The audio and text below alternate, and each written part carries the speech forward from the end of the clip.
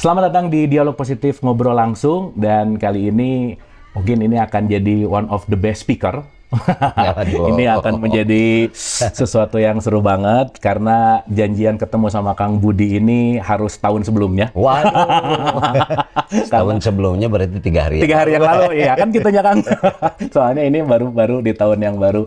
Oke teman-teman, sangat bersyukur, saya senang dan bahagia sekali hari ini bisa hadir ke kediaman legend lah ya, living legend, khususnya di Bandung gitu.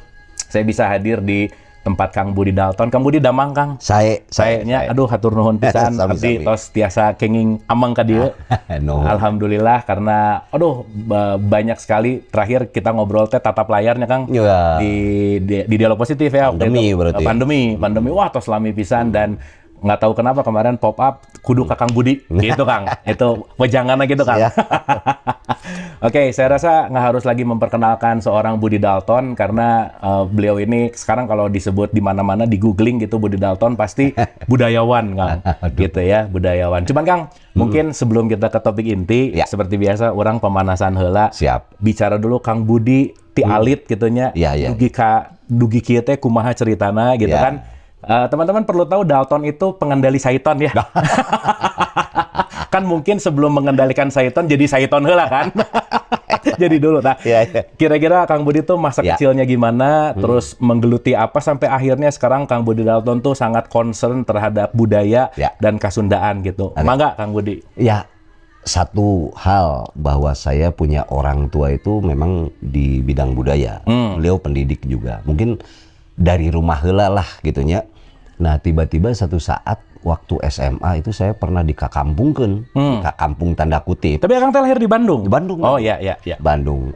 Saya artinya beberapa tahun lah gitu pernah di daerah Kidul gitunya di Ciamis gitu oleh orang tua saya. Sampai akhirnya dibawa lagi ke Bandung SMA 5. Tapi ada apa ya, kepanasaran lah zaman hari tamanya. Hari bapak orang teh kikituan teh nanaonan gitu nya budayaan tanda kutip apa sih gitu. Namanya itu umuran seberapa Kang? Umur berapa? Jadi dari mulai SMP sebetulnya ya. Jadi kan saya ini tergabung di Hari Rusli almarhum main musik itu dari tahun 83 SD kene. Jadi sudah terlibat di dunia teater, dunia musik, dunia itulah seni. Yang akhirnya kan perlu mendalami nilai-nilai tentang seni itu sendiri. Tapi ternyata ya tidak ada apa atau tipis sekali itu teh dengan kalau kita bicara budaya luasnya. Artinya kalau seni itu kan sebuah produk dari kebudayaan. Produk budaya betul. Makanya lama-lama cik ari budaya teh naon beki jero beki luas. Ternyata saya mencari diri orang Sunda ya. Lalu saya cari itu Sunda teh naon, cenah mah kitu. Selalu ada ketidakpuasan di dalam diri. Akhirnya saya harus keluar dari zona nyaman Sunda itu sendiri. Keluarlah saya beberapa tahun, hampir 4 tahun ya. Yang ditulis sama Dewi Lestari itu di buku Supernovanya dia ke Asia Tenggara lah ya. Melihat Sunda dari luar. Kumaha sih Sunda teh dalam munti jero mah asa bener wae nya. Jadi itu sempat ditulis sama Dewi Lestari itu cerita Akang berarti. Iya ya, Supernova yang kedua itu. Akar kalau nggak salah ya. Oke. Terus. Nah, itu tentang perjalanan saya di Asia Tenggara lah saat itu. Nah, yang akhir-akhirnya tiba-tiba saya tahun 99 itu oleh Hari Rusli, Budi mana cenah ngajar di mana di Unpas musik waktu itu. Tapi kan langsung mengenal dunia akademis ya. Walaupun saya sebetulnya lulusan dari bahasa asing STBA. Dari STBA tapi saya mengajar musik gitu. Mendalami lagi tentang akademik, cek ari budaya dina akademik na aya teu gitu kan. Terus saya dalami sampai akhirnya saya menemukan bahwa kebudayaan itu banyak sekali yang diturunkan lewat bahasa tutur tanpa kita memiliki metodologinya, sehingga menganggap bahwa itu adalah mitos, menganggap itu adalah dongeng, menganggap itu adalah dongeng isapan jempol gitu. Iya. Tidak pernah kita berpikir bahwa itu adalah sebuah keilmuan yang kita belum tahu atau pisau bedahnya itu apa sebetulnya. Jadi saya mencari itu dan itu dituliskan dalam tesis saya. Kemarin tesis saya itu mengenai Pancacuriga. Pancacuriga itu adalah sebuah metodologi bagaimana kita membaca dongeng-dongeng leluhur kita sehingga dongeng itu menjadi logis gitu. Makanya bisa menjadi disebutlah ilmiah gitu. Kan kalau saya lagi bicara kebudayaan Kang Abunya, Budi siapa mah cocokologi wae gitu kan. Biasa ya. Katanya cocokologi ya. Atau kalau bahasa Jawanya katanya gutak gatik gatuk. Gutak gatik gatuk. Ilmu gatuk. Iya, iya. Cek orang Sunda ilmu gedug.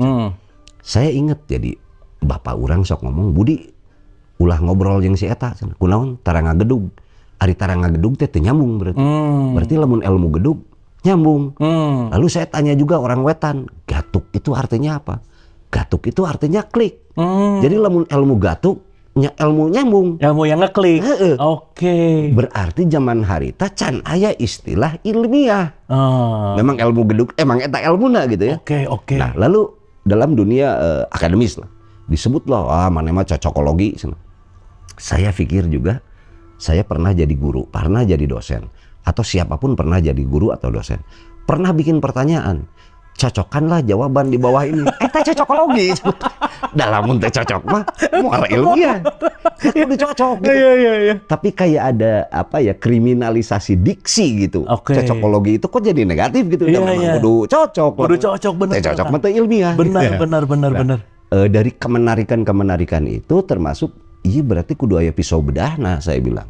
Kenapa saya harus pakai sebutlah ini dari Sunda, dari Batak, dari mana? Kok harus dibedah dengan metodologi Barat? Ini kan yang bikinnya juga leluhur kita. Nah sayangnya bangsa kita selalu yes ma'am we, gara-gara di Barat. Nah saya nemulah panca curiga itu. Panca itu jelas 5. Curiga itu saya cari di kamusnya Kolsma ya, Jawa Belanda ataupun Sunda Belanda. Curigo itu atau curiga artinya keris atau tajam. Di Sunda Belanda artinya peso atau seket. Jadi panca curiga itu 5 pisau tajam atau 5 alat tajam atau tools untuk, atau bahasa sekarangnya pisau bedah analisa. Jadi bangsa kita sudah punya itu. Apa saja itu? Ayah silib, sindir, siloka, simbol, sasmita. Kalau mau dibaratkan mungkinnya dianalogikan ke ilmu barat itu semiotik, semantik, hermeneutik, linguistik. Tapi sasmita di ilmu barat karena kaitannya jeung rasa. Gitu. Kang. Artinya sebetulnya kan ini penting gitu. Makanya saya mau fight ini diuji di meja sidang gitu. Saya ingin tahu ya. Walaupun memang awalnya banyak lah yang naon sih ya teh gitu kan. Iya. Tapi pada saat kita memang bisa mengargumentasikannya dan ini memang ilmiah atau logis gitu. Ya alhamdulillah saya lulus. Artinya pisau bedah analisa ini harus sudah dianggap valid karena sudah ada di jurnal di mana-mana. Nah, paling tidak kan ini baru satu bagian kecil saja yang saya angkat sehingga ini ada di dunia di ranah ilmiah. Dan saya pikir masih banyak lagi pisau-pisau lain atau metodologi lain dari leluhur yang sampai saat ini kita sebetulnya tidak paham ya. Kan sok diomongkeun we ke urang gitu. Bari jeung nyaut teh eta teh naon gitu ya. Kayak curiga aja kan sekarang tuh kayak sesuatu lamun ceuk bahasa nu sering masuk uzon gitu kan. Tong uzon curiga. Padahal curiga itu adalah pembedahan yang tajam gitu ya. Betul. Artinya keris gitu. Kan ada istilah kalau di Wetan ya curiga manjing warangka. Jadi istilahnya tuh bukan keris manjing warangka tapi curiga. Tapi karena curiga ini sudah jarang dipakai narasi ini maka diganti dengan keris dengan yang lebih umum gitu ya. Tapi narasi sebetulnya adalah curigo manjing warangko gitu, warangka gitu. Nah, banyak sekali lah hal-hal yang menarik di kebudayaan sehingga akhirnya saya cik aing nyobaan lah di dia gitunya gitu. Mulai baca-baca atau literasi apapun agar semua dongeng ini bisa menjadi ada di ranah ilmiah atau sejajar dengan keilmuan lain gitu. Misalnya salah satu contoh, ada yang disebut naskah gitunya Rongeng 7 Kalasirna. Wah rame kieu ya dongeng teh, nu resep dongeng. Kalau saya tidak, saya membedah ini dari sudut pandang lain dengan pisau bedah tadi. Setelah ketemu anjir ieu ilmu palintangan ieu tentang perbintangan ya. Jadi bagaimana leluhur menyembunyikan sesuatu gitu lewat ilmu, makanya sekan sok disebut mana mah can wayah gitu karena memang ada tingkatannya. Betul. Nah, tingkatan di dalam kebudayaan khususnya yang Sunda ya, aya nu disebut pancaniti. Jadi kalau sainsnya itu panca curiga, kalau pancaniti itu tingkatannya. Pancaniti teh kieu nu kahiji niti harti. Pada saat Kang Abu nyarios gitu, kaharti teh Iya. Artinya logika tuh dinomorsatukan Oke. di budaya kita tuh. Oke, Arti Kang. tuh gitu kan. Oke. Mun teu kaharti pasti ada makna di balik yang dibicarakan gitu kan. Betul. Misalnya seseorang ada riwayat misalnya Prabu Siliwangi ngahiang, kela logis teh. Gitu.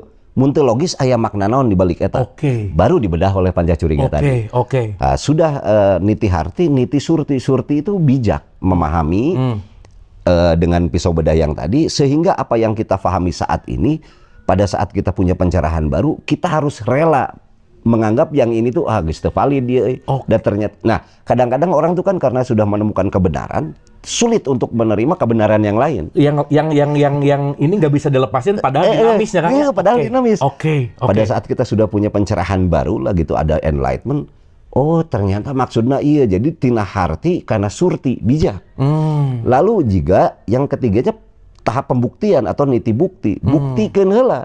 Jadi sama juga di dalam konteks akademis ya, harus ada tahap uji publik gitu. Betul. Setelah dibuktikan niti bukti, niti bakti, baru boleh kita siarkan kepada orang lain. Deges kabuktian ke orang gitu. Oke. Nah, kan kadang-kadang mah urang can ngabukti geus dibeja-bejakeun. Akang, komode ngabejakeun sesuatu nu urang ge teu ngarti gitu. Nemben niti sajati gitulah kurang lebih. Nah, Oke. ketertarikan ini sehingga saat ini saya mengajar ilmu budaya Sunda di Universitas Pasundan. Akhirnya abdi geus ngajar nu ieu lah. Walaupun ya musik juga saya masih mengajar. Oke. Nah, Gitu. Kang, sebelum ke situ, Kang. Ya. Kan kalau kita bicara budaya, simpel aja dulu, Kang. Budaya tuh apa sih sebenarnya, Kang? Ya, kalau kita anggaplah Google itu sebagai sumber source gitu. Iya. Kalau kita buka budaya itu terakhir ya. Iya. Saya punya 179 definisi tentang budaya. Oke. Jadi mana nu bener atau liar kan ya.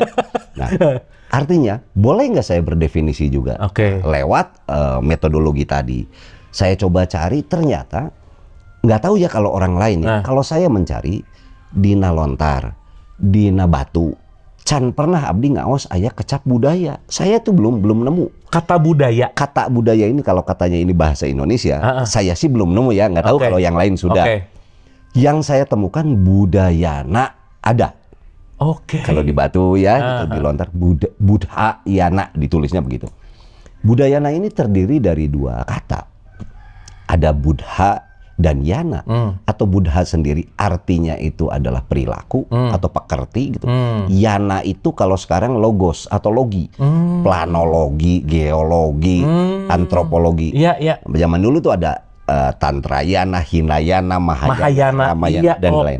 Maka budayana adalah ajaran untuk berperilaku. Cek orang Indonesia budi pekerti atulah budi pekerti gitu.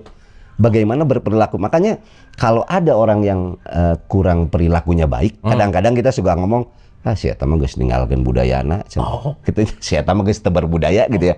Karena perilakunya gitu ya. Iya. Nah, dan kebetulan Sunda dalam konteks ajaran mungkin ya, sebuah sistem berpikir atau sistem thinking itu kan menghasilkan perilaku yang baik. Disebutlah Sunda tadinya. Maka produknya Nyunda gitu. Orang Sunda aya teu nu teu Nyunda. Loba oge kan gitu. Ya, Sunda secara identitas belum tentu Nyunda secara kualitas. Secara kualitas atau perilaku tadi. Gitu, Kang. Oke. Nah, terus Akang dalam mengajar budaya ini kan ya punten ya Kang ya, kalau saya ngelihat bahwa struktur paling penting manusia ini kan berperilaku. Outputnya mau dia warga negara apa, suku bangsa apa, agamanya apa, tetap ujungnya adalah interaksi gitu. Nah, yang Akang ajarkan di universitas tentang budaya, Akang ngajar naon sih? Yang pertama, pemahaman narasi Sunda itu dulu sendiri. Sehingga kecil sekarang ya. Kecil itu artinya Sunda hanya dianggap sebuah entitas atau suku. Gitu. Padahal kalau kita bacanya dari geografi, itu kan besar sekali. Sunda sebagai sebuah wilayah. Betul. Nah, itu dulu pemahaman tentang Sunda itu apa. Lalu yang kedua, tentunya karena produknya harus berperilaku baik, maka mengenal kadirina teh di mana orang reka mana orang sakitu sebetulnya tidak banyak, cuman dalam bahasa-bahasa yang diturunkan oleh leluhur. Artinya sebutlah bahasa tutur ini coba kita translasi menjadi bahasa ilmiah gitu kan. Artinya bukan tidak laku, tapi kita khawatir kan dengan bahasa-bahasa itu sok aya resistensi kan. Betul. Siga orang ngajarkan bahasa Sunda ka budak gitu. Kadang-kadang naon bapak urang teh kikian gitu. Tapi kalau saya di rumah unggal poe kieu mah teu kudu diajarkeun da ngadenge manehna ge gitu. Gitu makanya segala sesuatu yang dipaksakan pasti ya penolakan ya. Betul. Mungkin di dalam konteks pendidikan kita juga yang perlu dirubah adalah penyampaiannya, bukan masalah materinya. Contoh misalnya di dunia pendidikan kan ayeuna nya muatan lokal. Betul. Bahasa Sunda cenah diajarkeun akang ayeuna di SD diajarkeun deui. Saya cek ke anak saya mana diajar naon bahasa Sunda. Anjir, diajar kidung, diajar puisi gitu, lalu diajar pantun. Terlalu berat ini sastra ini. Ulah waka. Bahasa kieu we lah vocab we lah. Dan diajar bahasa Inggris kita kan elementary heula. Betul Kang. Tiba-tiba diajar idiom lah gitu, diajar grammar. Jangan dulu lah gitu. Justru jadi beban. Anaknya kan jadi merasa belajar bahasa Sunda teh sieun beban gitu. Betul. Kudu diajar murwakanti, cenah tatati urang ge cantang tuh bener gitu diajar pantun gitu kan. Itu saya pikir yang perlu kita koreksi. Tapi kalau misalnya ada signboard, ada sign age yang biasanya kita baca toilet ganti atau ku jamban, ya akrab aja dulu dia, yang ringan-ringan aja dulu. Enyi nggak sekolah dengan bahasa komunikasi Sunda yang seperti itu aja. Betul. Jangan dulu yang terlalu berat gitu. Betul. Gitu. Wah, menarik Kang. Kang, ini kan ada fenomenanya Kang ya. Ya. Kita bicara pendidikan Kang, itu menarik ya Kang. Karena saya mungkin akan mengaitkan dengan riset saya Kang. Ya. Jadi kan riset saya teh lagi meneliti tentang, salah satunya saya pinjam dari Washington University teh ada peneliti tentang negara paling Islami sedunia Kang. Ternyata yang paling Islami sedunia itu bukan negara Islam, yang banyak orang Islamnya. Sekarang tuh nomor 1 di Denmark Kang. Denmark nomor 1. Ya Indonesia 62 nomornya. Nah yang lucu adalah kadang kita bangga dengan, kalau tadi Nyunda sama Sunda, saya mungkin mengartikulasikan itu dengan Islam dan Islami. Tidak semua orang yang agamanya Islami gitu Kang. Nah, saya menemukan fakta begini Kang, dari mah fakta ya Kang. Kita tuh kadang bangga dengan jumlah, kita bangga dengan banyaknya haji gitu ya. Ya gitulah, itu di riset saya gitu. Tapi menariknya di tahun 2022 kita menjadi dinobatkan sama Microsoft sebagai netizen paling tidak beradab se-Asia Pasifik Kang. 2022. Tidak Islami atau tidak Islami. Kang Ino Nyunda. Nu paling sedih Kang. Masyarakat kita sekarang IQ rata-ratanya 78,4 Kang. Di mana IQ gorila itu 70 Kang. Janten ngan 8. Nah, di situ saya melihat bahwa kalau yang tadi Akang ngomongin niti harti, masyarakat kita tuh susah mengartikan karena letter lekte gitu. Susah mengekstrapolasi gitu. Nah, Akang yang bergerak di dunia pendidikan nih. Menurut Akang, pendidikan apa sih yang penting untuk diupdate untuk kasus-kasus ini nih Kang?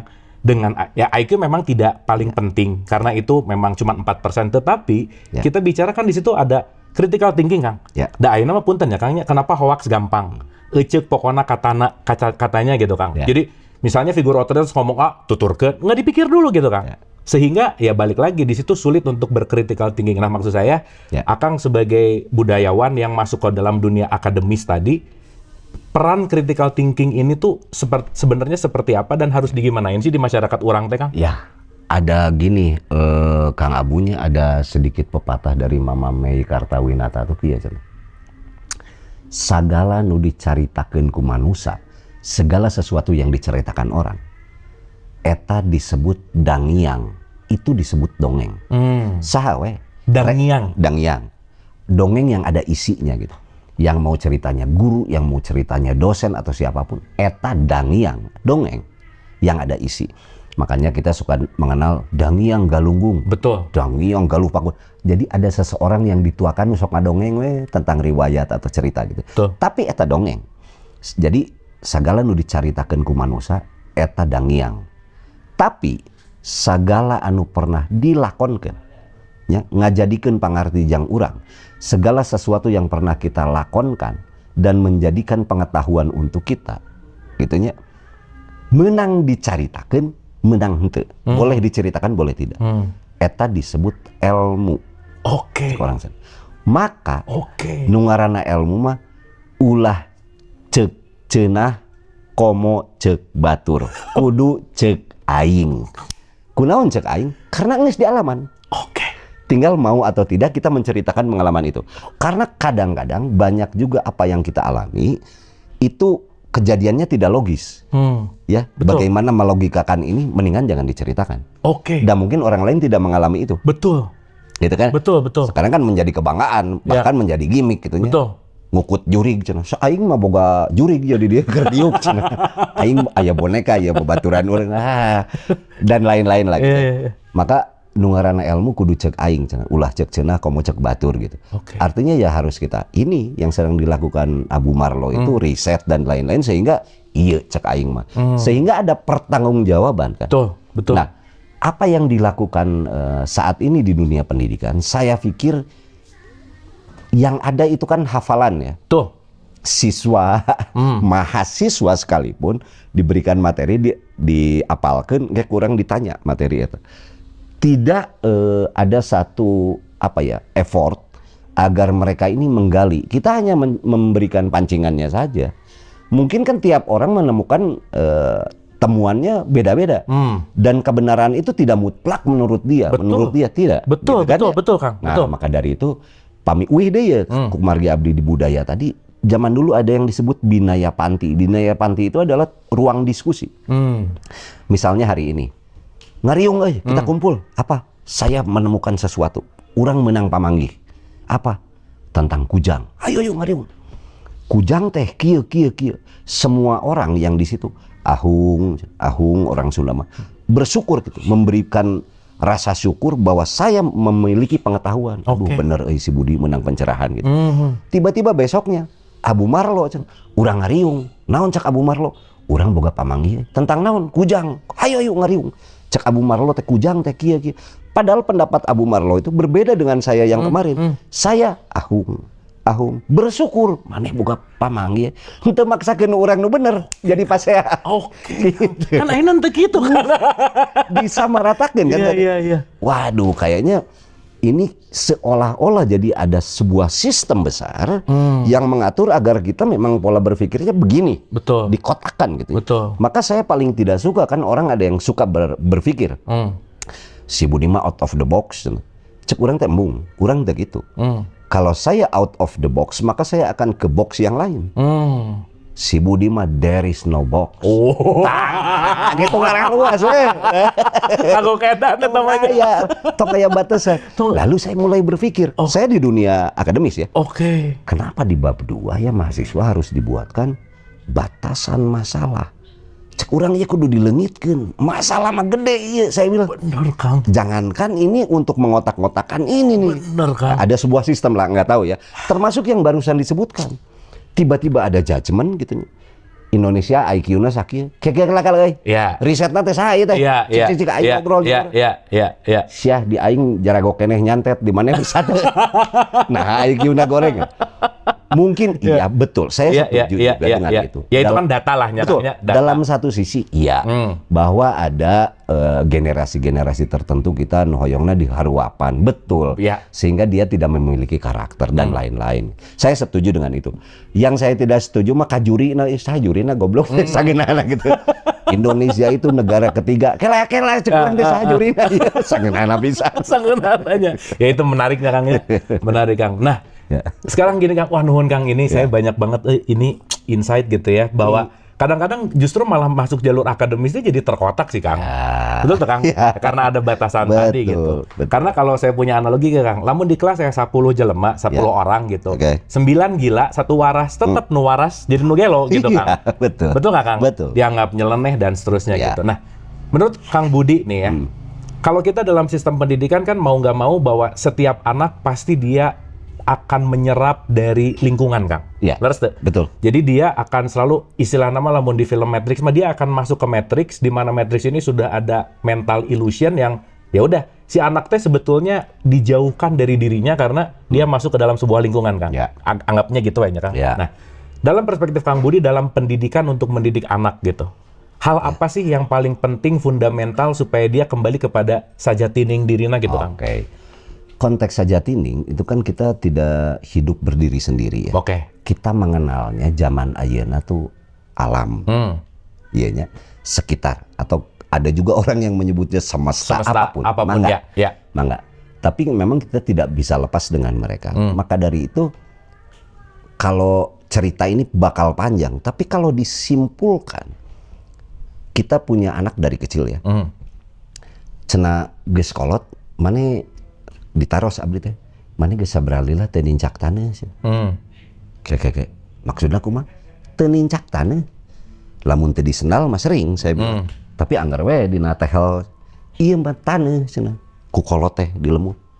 Oh nya, heueuh atuh zaman ayeuna mah grounding cenah disebutna teh mane kudu panggih jeung taneuh. Iya. Mun urang gigi jog ngarannya da eta teh sia teh geus teu wawuh jeung taneuh cenah kudu grounding mane dan lain-lain lah di ilmiahnya gitu ya. Iya. Tapi ya artinya saya itu sudah jauh dengan alamnya padahal taneuh hareupeun urang gitu ya. Tapi kan ilmu itu tuh berarti tos aya di lami ya. Dari dulu kan, dari dulu. Nah, maka kesimpulan dari segala macam yang kita pelajari secara spiritual atau apapun di dalam kebudayaan, ternyatanya simpelnya kita itu harus dekat dengan alamnya. Oke. Alamnya. Kenapa? Kalau kita dekat dengan alamnya, maka kita bisa mengalami. Oke. Kita mengalami karena kita punya pengalaman. Oke. Kalau kita sudah punya pengalaman, maka kita bisa mengalamkan alamnya secara alami. Tah, segitu saleres nama. Natural saja jadi gitu. Oke, Kang. Tapi kan menjadi masalah, tangkal di hareupeun urang wae, urang teh teu nyaho saha maneh teh gitu. Iya. Gitu ya. Nantinya kan di dalam konteks lingkungan merusak dan lain-lain gitu. Tapi pada saat kita mengenal dia itu sebagai apa, dia yang menghidupi kita atau memproduksi oksigen dan lain-lain lah gitu. Maka kita tidak perlu disuruh untuk menghargai dia, untuk merawat dia. Oke. Atau ya apapun lah, nyiram gitu nya. Iya. Dasar wae eta ge makhluk anjeunna gitu. Betul. Gitulah kurang lebih. Oke. Ya, karena kita sudah ada sekat dengan alam tadi. Ya, jadi mungkin negatifnya dari teknologi mungkin itu kan modernisasi, Oke. menjauhkan kita dari natural gitu ya. Betul. Tapi positifnya ada gitu ya. Saya juga tidak ngomong anti teknologi tidak, tapi kan tetap harus balance. Betul. Balance dengan apa? Dengan lingkungan waya di sekitar orang gitunya. Ya eta unggul Kang. Oke. Kang, tapi saya jadi penasaran Ya. kan. Ini kalau tadi teh panca teh di awal dari Harti. Dari Niti Harti Pancaniti ya. Pancaniti Ya. Harti. Dari Harti teh ka naon nu kadua teh Kang? Surti, Terus Bukti, Bukti, Bakti, Bakti, Sajati. Ari yang wisdom, wise teh yang mana? Ya Sajati. Sajati kan? Itu produknya. Produk, Hasilnya oke. adalah wisdom. Betul. Iya. Pertanyaan Kang Budi teh teu langsung janten kieu kan? Gak langsung jadi wisdom gitu. Wah. Pasti perjalanan kan? Iya. Leres teh Kang? Iya. Nah, ini kayaknya ada agak menarik. Apa sih titik balik seorang Budi Dalton yang jadi menemukan ke ranah wisdom? Ini kan pasti ada sesuatu lamun cerita-cerita yang sering didengar mah point back-nya gitu loh kan. Ya. Bounce back dari Akang teh menemukan sesuatu nu akhirnya wah, urang poho ka diri sajati ternyata. Ya. Kumaha Kang ceritanya Gini, Kang? Jadi tentu pasti ayat sebuah kejadian ya. Iya. Tapi yang paling mendasar adalah kita harus memang masuk dulu ke ruang-ruang yang memang kita sebut normatif pada zaman kita. Iya. Sebut we sakola. Urang kababaturan sakola. Baturan sakola teh aya tukang disko. Naon sih disko teh? Saya tidak ada yang anti saat itu. Kemanapun. Makanya senang. Nah, si Budi itu bener gitu ngajar nu kitu. Da si Budi mah tuh jalma teh bener aja gitu ya atau apapun. Ya justru dari situ. Stigmanya kan? Ya, stigma kan, stigmanya begitu. Justru saya karena luas dari sana mungkin jadi kan ada yang menariknya di setiap saya masuk ke ruang-ruang kontemplasi, ruang-ruang spiritual, ruang manapun, saya selalu bukan diajarkan, saya membaca ya di sebuah ruang kontemplasi di rumah ibadah lah. Rumah ibadah sebuah agama gitu. Saya masuk gitu, oh eta naon? Eta ruang kontemplasi. Oh. Da jalma penasaran ningali. Di dinya teh aya tulisan, temukanlah diri sendiri. Kekela-kela. Ada lagi ruang kontemplasi lain, agama lain gitu.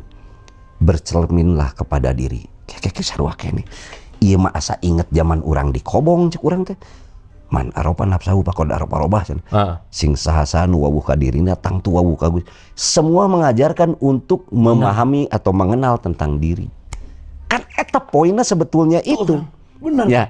Walaupun memang berat untuk menuju ke sana ya. Artinya itu kan yang menjadi sebuah trigger. Tapi katanya ini eta teh umur 40-an cenah. Startnya. Startnya teh umur 40, urang kasih intrik teh. Cenah pada saat kita mau tidur gitu. Urang teh nepi ka hudang deui kunaon da sieun kana maot. Cenah cirina nya cek orang kampung, lamun maneh yang kerek sare boro-boro hayang sare sieun maneh beuntan nepi ka isu kunaon da sieun teh hudang deui. Mun payah teh kieu jadi aya kasieun ta eta teh geus wayahna maneh balik neangan ka dirina cenah. Jadi aya indikatorna cenah. Naon indikatorna eta cenah gitu cek ieu mah bahasa di lempur. Tapi kurang lebih life begin at 40 itu ya itu. Oke. Kalau kita lihat beberapa tokoh-tokoh besar, memang dongengnya itu diawali umur segitu. Iya betul. Gitu ya. Benar. Jadi sampai umur 40 mah nya duniawi aja, normatif aja, silahkan we rek kitu kieu ge. Tapi aya geus umur 40 mah atuh kitu-kitu keneh maneh teh. Meureun gitu nya meureun. Nah, ini mah khusus buat saya ya kurang lebih triggernya memang itu. Jadi karena saya menemukan kembalilah kepada diri, bercermin kepada diri atau apapun bahasanya tentang kedirian tadi. Jadi ini yang saya coba kejar. Coba kejar itu apakah sekarang sudah sampai acan oge meureun. Acan oge meureun. Proses terus ya. Tapi kan kita berupaya untuk menjadi lebih baik dari hari kemarin. Itu aja lah. Gitu wae unggul. Wah, keren sih Kang. Nuhun Kang. Nah, Akang kan sekarang menggeluti budaya gitu Kang. Kan pasti itu kan ya kalau kita ngomongin passion ya Kang. Passion teh dorongan anu hese ieu mah. Mau gimana pun dah ini mah dorongan kita gitu. Dorongan ya intinya mah dorongan yang tidak karena orang lain, bukan karena mayoritas, tapi memang ada passion dari Kang Budi yang melakukan ini dengan konteks budaya gitu. Pertanyaannya adalah motivasi Kang Budi tentang budaya yang Kang Budi sekarang lagi ngajar. Terus ya saya happy pisan Kang, bahagia pisan gitu ya ngelihat dia tadi ngomongin cocok logi, cocok lah ya Kang Budi teh gitu ya. Enak gitu Kang Budi teh mengedepankan kemanusiaan sampai teman-teman saya ada satu nggak akan pernah lupa bahwa benteng terakhir pertahanan adalah persaudaraan. Itu keluar dari mulut Budi Dalton. Itu edan pisan gitu ya. Itu keren banget. Nah, apa sih yang memotivasi Kang Budi untuk terus menyebarkan budaya ini di gempuran sosial media, matriks, stigma yang saya rasa ini sebetulnya bukan sekat lagi Kang. Aduh Kang 1:9 tadilah lamun di kelas mah gitu kumaha Kang. Ini biarinlah versi saya ya. Kalau menurut saya memang tidak ada lagi yang bisa kita upayakan untuk bangsa ini selain lewat kebudayaan. Oke. Kan kita ini harus mulai dari mana? Kita harus mulai dari mana?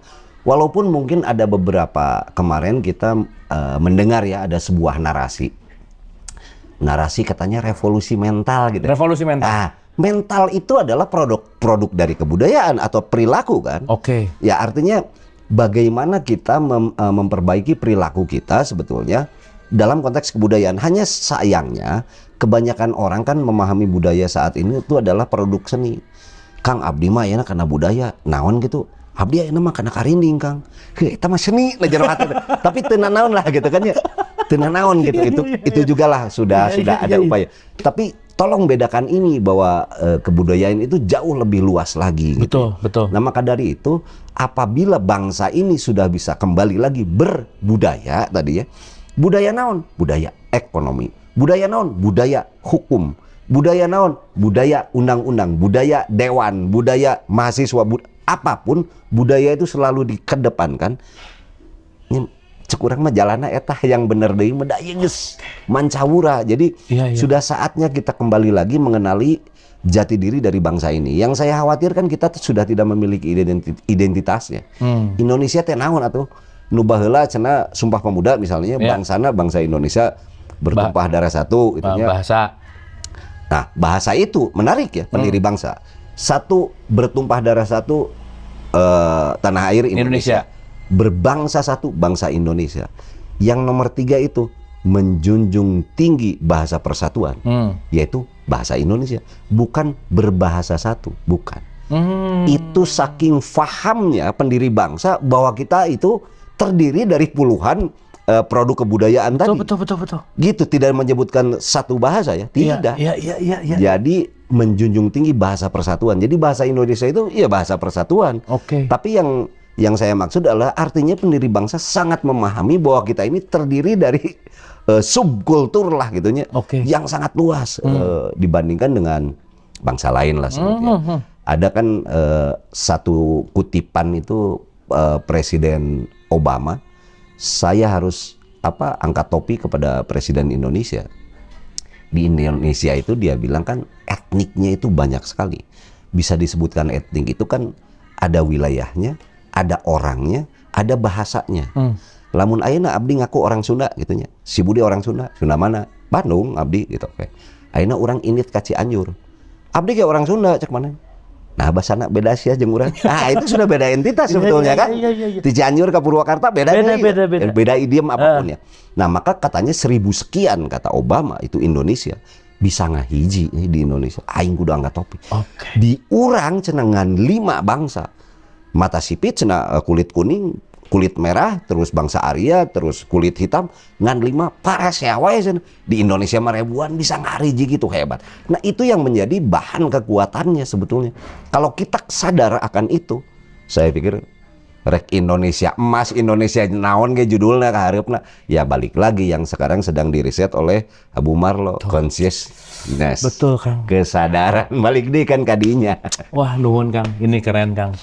Gini Kang, ini mungkin 2 terakhir Kang. Ya, siap. Kang pokoknya tong bosen ya mun saya kadia Kang ya. Dalam mun diborolokeun sadayana lieur Kang. Jadi lalaunan pelan-pelan Kang. Oke, starting point Kang. Ini mumpung kita bicara 2045 akan jadi Indonesia emas atau bisa cemas kan? Karena ya gimana kalau kita tidak mempersiapkan dengan demografi di mana yang muda lebih banyak daripada yang tua, katakanlah begitu Kang. Ya. Permulaan untuk kita bisa menyebarkan kembali kepada budaya leluhur. Ya. Langkah awal nu paling mudah, Kang. Yang paling simpel apa sih, Kang? Ya. Satu, tidak mendiskreditkan dulu budaya kita ya. Tapi kita dalami dulu bahwa yang diajarkan leluhur itu sebetulnya kalau saya bicara begini sebetulnya geus teu umum sih, da geus eueun nu ngajarkeun eta mah gitu ya. Itu hanya sebuah narasi saja. Tapi boleh tidak pada saat keilmuan yang kita sekarang kenali itu coba kita konversikan. Lamun di Indonesia naon sih nya eta teh gitu. Coba deh dicari itu. Pasti kapangi eta teh. Saya salut kepada seorang teman misalnya dia risetnya di Jawa Barat, tiba-tiba penelitiannya Kang aya 632 jenis sambal Kang di Jawa. Si anjing, naon mana ngariset nu kitu? Eta karek sambal 632 ya. Jenis sambal gitu. Ada seorang akademisi lah ya. Dan yang lain-lain gitu. Maksud saya dari mana sih starting point-nya? Pada saat kita memiliki sebuah keilmuan atau apapun di bidangnya kita masing-masing, coba deh cari komparasinya. Di dalam kebudayaan kita. Saya yakin ada. Kedua, tidak mengecilkan itu adalah sampai saat ini kita selalu di stigma Indonesia teh lebarna budaya tutur. Katanya bangsa kita itu paling maju baheulana. Manyat nulis wae teh bisa. Tong daek, tong gampang di stigma gitu. Kita cari dulu dong yang sebenarnya. Di buku Tuan Kurawa kan itu dituliskan juga bahwa beberapa cikar atau beberapa gerobak lah. Buku-buku dibawa cenah ku VOC teh baheula. Berarti kan aya nu nulis sebenarnya. Betul. Di urang mah kan kita belajar sejarah ke Belanda. Oh, ayo datang ke Belanda, buku siapa yang dibaca? Holle, Plato, cenah Snoeker-Groningen. Atuh Belanda keneh eta mah nu nulisna cukup. Geus diajar ti dieu, baca ti dieu aja. Maksud iya. Bukannya kita mencari naskah-naskah kita itu yang kan asli gitu yang asli gitu. Nah, walaupun ya memang sulit diakses ya, tapi saya yakin pada saat upaya ini ada pasti bisa lah gitu. Terbukti saya juga menemukan beberapa lah. Dan ternyata itu teknologi ya yang mereka tidak ingin bangsa Indonesianya itu ya tahu gitu kan. Atau bahaya tuh jadinya. Jadi pinternya kasar kata gitu. Nah, maka jangan mengecilkan tadi kalau saya istilahkan leluhur tadi. Leluhur tadi adalah para pendahulu kita yang terdahulu. Mungkin bahkan mereka lebih intelektual dibanding kita gitu ya. Terbukti sampai saat ini belum ada yang bikin Borobudur lagi gitu kan. Cana aya nu mampu nya nu gitu kan. Borobudurnya. Heeh, sinanyieun ngeta hiji gitu. Bener. Cana aya nu nyieun. Gitulah. Atau apapun lah hal-hal lain.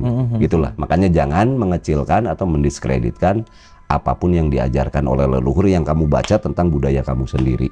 Malah coba gali dari situ. Ini menuju terakhir Kang. Siap. Inti ajaran Sunda teh naon? Apa sih Kang sebetulnya? Intinya ya mun persana teh ieu gitu Kang. Kalau gini ya, kalau misalnya ajar Pikukuh Sunda lah, dalam sekali, banyak sekali, atau apapun dari semuanya, kesimpulannya, selain welas asih, teu aya. Poinnya mah itu. Oke. Saya pikir bukan di Sunda saja juga ya, artinya dimanapun itu. Oke. Bagaimana kita menghargai, bagaimana kita menghormati itu. Kepada siapa? Kanu teu kadeuleu wae dihargaan gitu. Komo kanu kadeuleu atuh. Gitu. Jadi semua ujung dari semua apapun budaya pembelajaran Sunda, welas asih banyak. Iya, poinnya kan itu endingnya. Ini kan saling asah asih asuh gitu nya. Itu kan jadi betul. Basic merenya Kang. Jeung diri jadi pangentengan gitu kan. Oke. Bahwa diri sendiri itu ya bercermin tadi. Oke. Itu. Wah, nuhun Kang Budi. Ini mah saya perlu kuliah. Wah, berapa SKS lagi gitu. Teman-teman mudah-mudahan dapat insight ya dari obrolan kita nih Kang Budi seueur pisan elmuna. Dan ya saya rasa kita kan enak Kang usumna kalau kita bicara kan stop competition, start collaboration. Nah, itu. Kolaborasi Kang, nggak bisa atau hebat sendiri mungkin nggak bisa gitu. Dan kolaborasi itu penting sekali dan terbuka terhadap sesuatu yang ya dalam tanda petik ya kita jangan terlalu sensitif dan egois gitu. Menyangka bahwa menyangka bahwa apa yang kita ketahui paling benar, paling oke gitu, dan saya rasa hari ini kita banyak belajar. Nah, ini pertanyaan singkat dan jawaban singkat aja Kang. Menurut Kang Budi, bahagia itu apa? Bahagia itu saat ini. Jadi saat ini. Kalau bahagia itu menurut saya ya, tidak ada yang sudah terlampaui ataupun yang menjadi harapan kita di depan yang belum tentu datang. Bahagia itu adalah ya ayeuna. Kurang diberekeun. Keren Kang, keren. Satu keren Kang, mantap. Yang kedua Kang. Ya.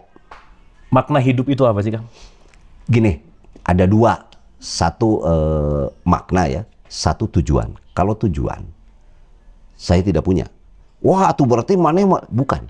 Maksud saya begini, pada saat kita sudah merasa sampai di tujuan, maka saya menganggap makna hidup itu adalah perjalanan. Asik. Jadi perjalanan itu adalah makna itu sendiri. Iya, gitu. Wah, Kang Budi sing sehat ah. Pokoknya Kang Budi sing sehat. Sami-sami. Jangan lelah untuk memberikan inspirasi. Amin. Dan saya rasa kita akan banyak, dan saya yakin penonton pasti setuju kalau kita bikin serial berikutnya. Siap, nuhun lah ikutan. Oke, sedikit lagi penutup aja Kang Budi. Final statement dari obrolan kita menurut Kang Budi, apa yang mau ingin disampaikan, unek-unek atau apapun yang jadi dirangkum dalam final statement, mangga. Ya, finalnya teh eta teh ya Kang. Jadi kembali yang tadi ya, barang siapa yang mengenal dirinya tentu akan mengenal Tuhannya. Kalau kita mengenal Tuhan artinya percaya terhadap Tuhannya. Jadi artinya barang siapa yang mengenal dirinya maka dia akan percaya kepada dirinya. Kenapa? Karena dia sudah menemukan sang jati dirinya. Kalau kamu sudah punya jati diri, maka kalian akan memiliki harga diri. Kalau sudah punya harga diri, tidak mungkin Anda akan menjual diri. Aduh, nih jelebnya menjual diri, hati-hati. Bahaya. Kang Budi nuhun pisan. Sami-sami. Semoga ada sesuatu yang bisa kita petik dari obrolan seru ini, dan ketemu lagi di episode yang akan datang, dan semoga senantiasa Kang Budi sehat selalu. Amin. Dan tidak pernah lelah untuk menyebarkan welas asih. Dan jangan lupa, mungkin Sunda belum tentu Nyunda. Dan inti dari semuanya ternyata setelah saya ngobrol sama pastor Kang, saya ngobrol sama teman-teman di Hindu, Buddha, Vedanta, semua benang merahnya adalah welas asih. Dan satu statement terakhir yang saya ambil pinjam dari Kang Budi adalah benteng terakhir pertahanan adalah persaudaraan. Jangan lupa selalu kita bersaudara. Hatur nuhun.